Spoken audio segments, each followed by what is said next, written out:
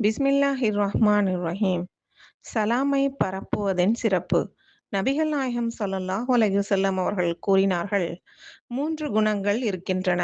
யார் அவற்றை பெற்றுக்கொள்வாரோ அவர் ஈமானை பெற்றுக்கொண்டார். 1. நீதமாக நடத்தல். 2.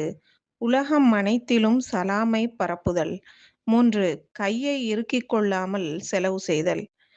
நூல் ஸஹீஹுல் புகாரி.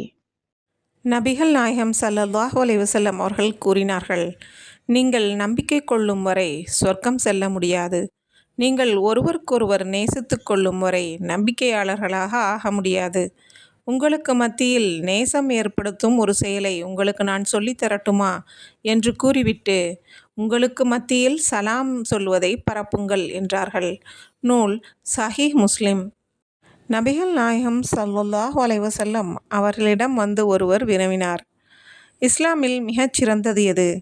அதற்கு நாயகம் கூறினார்கள், உணவளியுங்கள், உங்களுக்கு தெரிந்தவருக்கும் தெரியாதவருக்கும் சலாம் சொல்லுங்கள். நூல் ஸஹீஹுல் புகாரி. அஸ்ஸலாமு அலைக்கும் வரஹ்மத்துல்லாஹி வபரகாத்துஹு.